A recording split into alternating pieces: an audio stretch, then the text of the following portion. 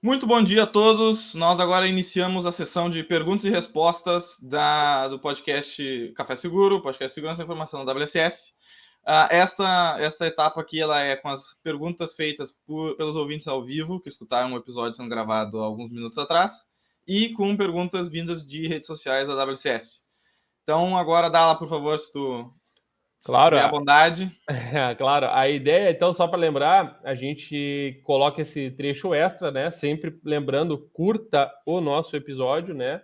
Que vai ao ar, então está no ar nas plataformas de podcast e, claro, o nosso vídeo aqui no YouTube, ou né, onde mais vai encontrar em outros cenários. Não podemos citar algumas coisas ainda. Mas com essa rodada de perguntas final, com o nosso convidado, o Christian, que está aqui. Então, se tu não sabe, quer saber mais sobre o Christian, aliás, tem que saber mais sobre o Christian, curte o nosso episódio, que tu vai entender bem o porquê que ele está aparecendo aqui para nós. E a temática que discutimos no podcast, e nesse trecho de perguntas, envolve, obviamente, né, o nosso assunto marketing digital e segurança da informação. Então, seguindo essa linha, direto ao ponto, Cris, né, além de te agradecer, como já fiz antes, né, pela tua participação no podcast, a gente grava isso sempre, né, depois da nossa gravação de podcast, tem algumas questões aqui para te fazer, enfim, fica à vontade para dissertar sobre elas, e fica à vontade também, se não as quiser responder. Se não quiser, depois a gente vai se xingar um pouco, mas tudo certo. Mas é o seguinte, deixa eu trazer uma primeira pergunta aqui, que é sobre lead, né? Tu comentaste, né, durante o episódio sobre os leads e tal. E a gente falou, né, sobre gatilhos ali que tu falou, sobre técnicas, né? Então, uma das perguntas é quais as técnicas, né, de abordagem para tu oferecer um serviço, né, ou né, chegar a obter um lead aí, né, sem parecer um pedinte digital, como diz o nosso questionador Arthur, né? O que tu pensa sobre isso? Que tipo de técnica de abordagem para não parecer um pedinte digital, com o perdão da palavra? Tá. Mas só para esclarecer, é para captar o lead ou para depois fazer conversa com ele? Olha, pelo que eu entendi, é para captar. Tá, para captação. Uma das técnicas que a gente usa no marketing digital para captar lead é a gente oferecer algo em troca, né? Então a gente trabalha essa questão da reciprocidade com as pessoas.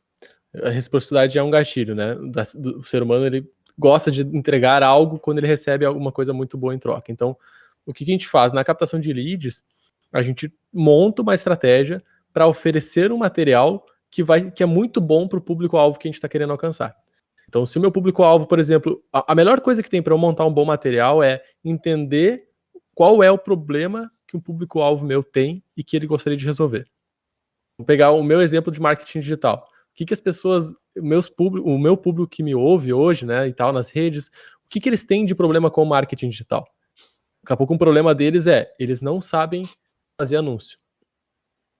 Aí eu posso criar um material que ensina eles a fazer anúncio. Eu posso fazer no formato de um documento, de um e-book, eu posso fazer esse material no formato de um vídeo, né, numa videoaula. Enfim, eu posso fazer alguma coisa que vai mostrar para eles como fazer anúncios para o Instagram, por exemplo.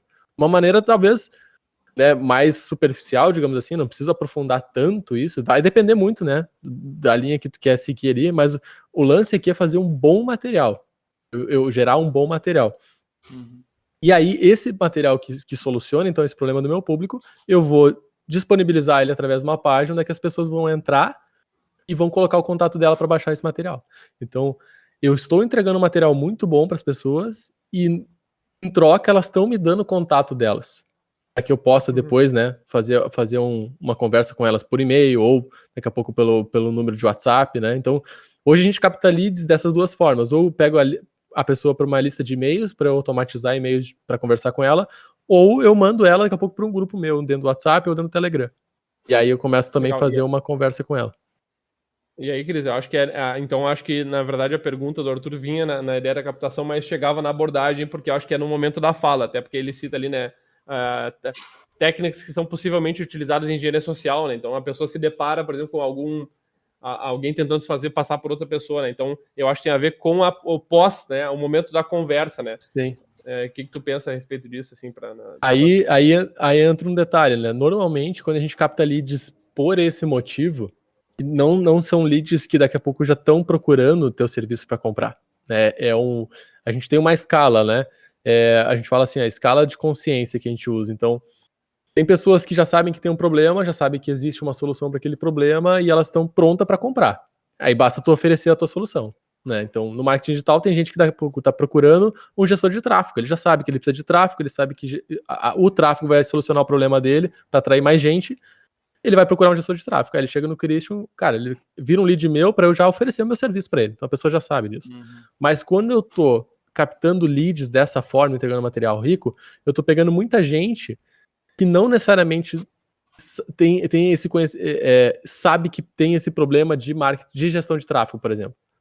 Ele vai baixar o meu material porque eu tô falando sobre criar anúncio, mas ele não sabe que o negócio é mais profundo. Ele não reconhece esse problema assim como maior, que ele precisa de uma estratégia toda por trás e tal. Então ele não tá bem pronto para que eu ofereça já o meu serviço para ele. Ele tá precisando receber mais informações primeiro. E aí a técnica é entender em que nível tá essa pessoa. Como é que a gente faz isso? A gente vai mandando conteúdos para ela. Se for um e-mail, por exemplo, o normal é eu mandar alguns e-mails para essa pessoa e entender se essa pessoa está abrindo meus e-mails, se ela está clicando nos meus e-mails. E aí vem aquela coisa do score do lead, né? A gente tem nas próprias plataformas que a gente usa de envio de e-mail e tal, a gente tem um score, assim, que elas vão dando uma pontuação para esse lead. Se a pessoa está abrindo os e-mails, clicando, ela vai ganhando uma pontuação alta. Se ela nunca abre, né, e não clica em nada, ela vai ficando com uma pontuação baixa. Então aqui já é uma maneira de eu mensurar, opa, essa pessoa está super interessada nos assuntos que eu estou mandando. Aí eu posso já começar a fazer uma outra conversa com ela. Então eu já entendo que a pessoa, cara, ela tá abrindo todos os meus e-mails que eu tô mandando, falando sobre várias coisas aqui sobre estratégia, ela tá clicando, eu mandei aqui um vídeo meu que tá lá no YouTube, ela clicou para ver o vídeo, eu mandei um outro post no Instagram, ela foi naquele post, então a pessoa tá super, né, procurando aquela informação. Aí eu posso ou já fazer um contato mais pessoal. Daqui a pouco eu poderia mandar um e-mail pessoal meu para ela, né, dizendo, sou o Christian, quero trocar um bate-papo e tal. Já posso fazer isso. Ou eu posso ainda colocar ela num outro fluxo de informação mais direcionado. Nesse outro fluxo de e-mails que ela vai receber aí, ela já vai começar a receber umas coisas bem mais direcionadas, ela vai começar a aprender sobre aquilo que eu quero vender para ela. Aí eu já direciono. Então, no marketing digital é bem normal a gente fazer isso. A gente capta o lead, Legal.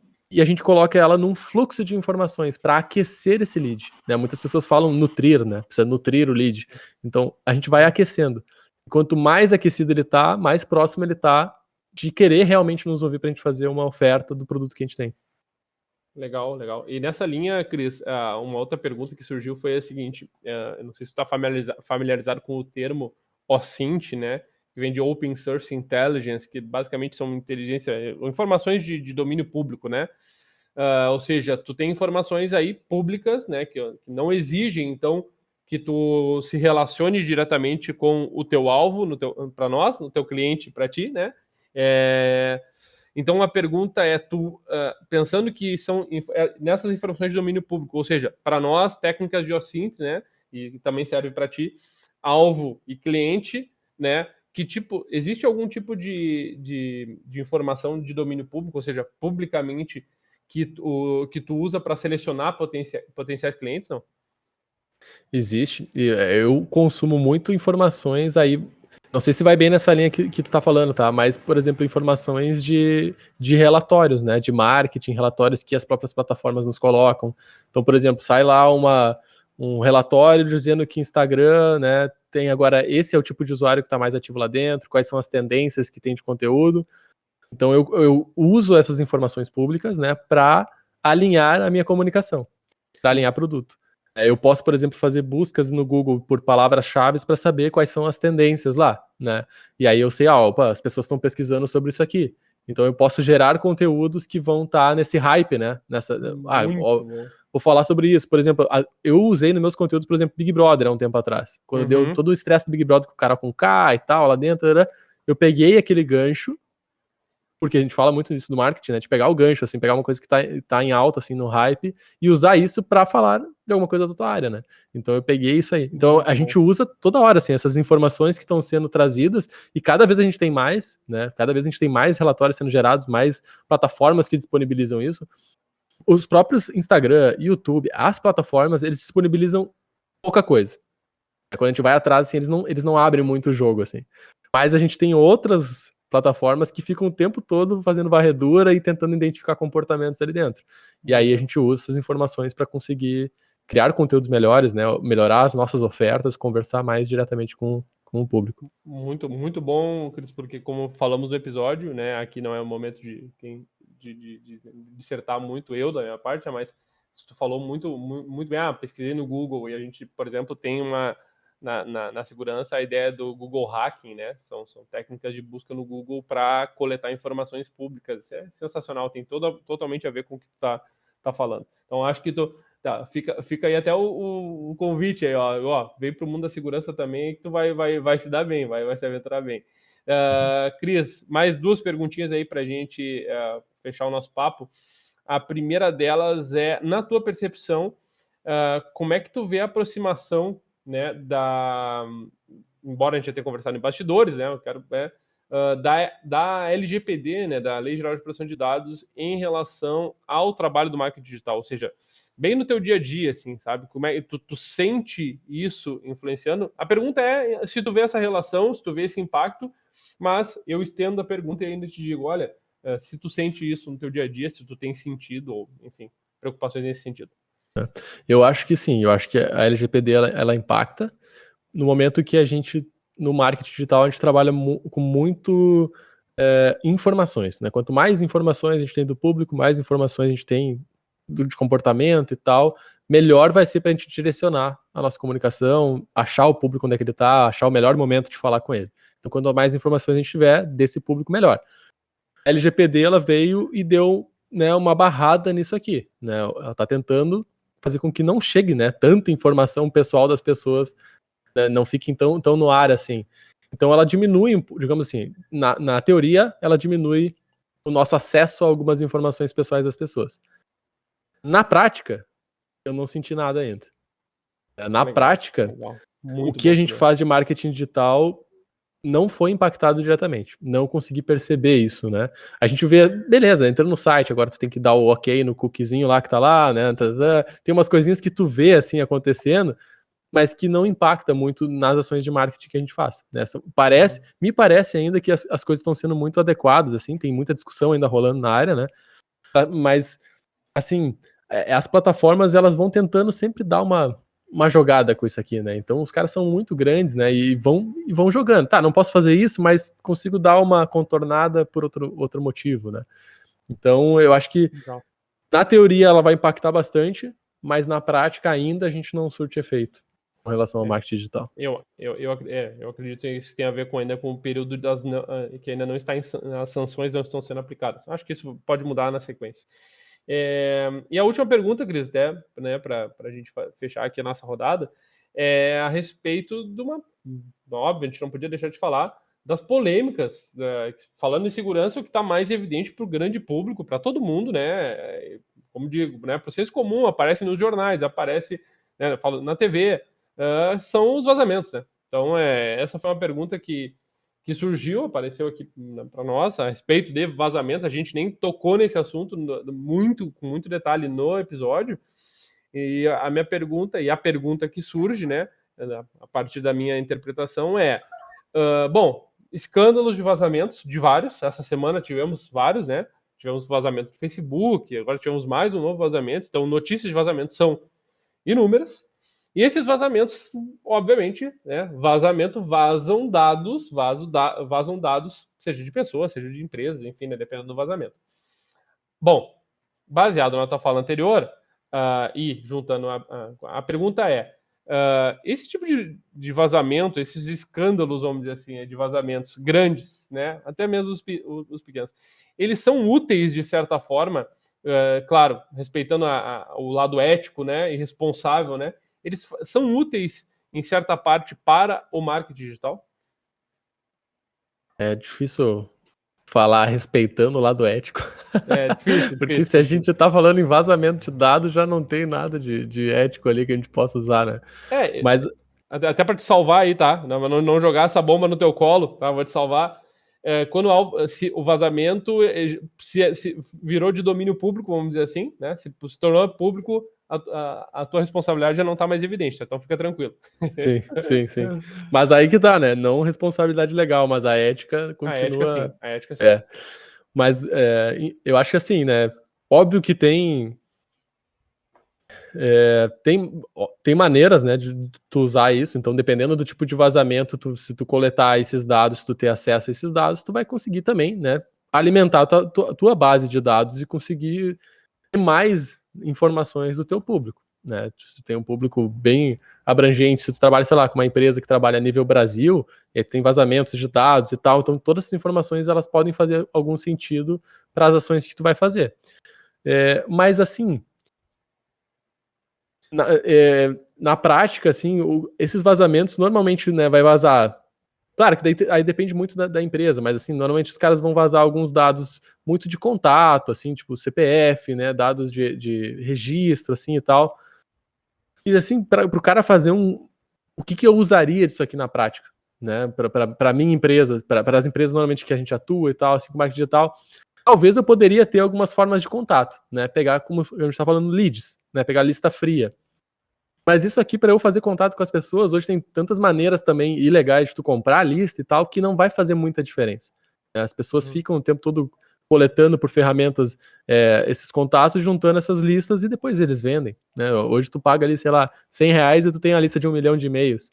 Então, nesse sentido, para eu ter esses leads, né, para eu ter contatos, para eu fazer contato, não vai fazer muita diferença os vazamentos. Sim. Mas daí, óbvio, daí depende, acho que muito do nível das empresas. Talvez para outras empresas que eu talvez não tenha lidado ainda, outros segmentos, eles consigam fazer utilizações diferentes, né? Pegando esses dados das pessoas para fazer, não sei, daqui a pouco, sei lá, até o CPF das pessoas, para algumas empresas pode ser interessante. Ter o CPF para fazer algum tipo de ação, mas não me vem nada na cabeça agora, assim. Mas uma coisa que eu vejo é que o vazamento em si é quando a bomba já estourou, né? Quando, tipo, já veio a público. Mas eu vejo, por exemplo, no caso da Cambridge Analytica lá, né? Analytics lá, quando deu todo aquele rolo e tal, lá, eu não lembro o ano. Eu não vou lembrar 14, o ano. Mas eu vou chutar. E aí tem até aquele seriado que foi legal, eu acompanhei na época e depois saiu, né, um filme, né? Não é seriado, saiu um filme na Netflix, documentário que explica tudo ali, o que rolou e tal. Então, ali a gente percebe, assim, cara, que tem muitas empresas, isso também é muito comum, vocês podem me dizer aí se isso acontece ou não, que elas ficam tentando achar esses furos, né? E ficam tentando achar brechas dentro dessas grandes plataformas, assim, por exemplo, o Facebook da vida, né? O Facebook tem muitas, né, integrações e API, não sei o que, e essas empresas elas ficam tentando o tempo todo achar brechas ali dentro para consumir dados. Então, ainda não é um vazamento, né, porque aquilo não veio a público, talvez, não sei, né, talvez em termos assim, talvez seja considerado vazamento isso, mas ela está tendo acesso a uma informação privilegiada ali dentro, né. Aí sim, nesse sentido, e no documentário fica muito evidente isso, tu ter acesso às informações, tu consegue gerar ações que outras empresas não vão conseguir. Então, nesse caso da Cambridge Analytics, lá eles falam, por exemplo, da eleição do Trump, né? Lá, e que teve, por exemplo, de como eles conseguiam manipular, saber em quais estados eles tinham que atuar, e aí jogar as informações certas. É o que eu estava falando no podcast sobre tráfego. A gente tem as informações do público para chegar com os anúncios certos para eles. E a gente não tem os dados, às vezes, pessoais das pessoas. Mas se através dessas brechas tu consegue ter acesso a alguns dados ali que o Facebook não abre para ti, tu consegue fazer ações muito mais direcionadas ainda ali dentro, né? Então, achar essas brechas ali de dados, ter acesso a dados que às vezes não são tão abertos pelas plataformas, te dá um poder de fogo muito maior. Legal, muito legal, muito legal. Pedrão, Cris, sensacional. Pano para manga, te receberemos aí, como já anunciado no podcast, em outro momento. Pedro, tudo contigo. Valeu, Cris, obrigado. Obrigado pela participação, Cris. Acho que essa etapa de resposta de perguntas dos ouvintes é bem interessante para poder pegar o que o pessoal... Qual foi as dúvidas que o pessoal teve durante o episódio, né? Então, Para mim é sempre muito bom poder fazer isso, é uma etapa do processo de gravação do podcast que é muito interessante para mim. Agradecer o pessoal que está vendo, o pessoal que está nos acompanhando agora aqui pelo YouTube, e os ouvintes que ao vivo aqui mandaram as perguntas. Agradecer o Dala por ter contribuído com a direção das perguntas aí, e ao Cris por ter respondido elas. Valeu, gente. Até o próximo vídeo, o próximo podcast, o próximo episódio dessa loucura toda. Até mais e valeu. Valeu. Valeu, grande abraço. Até.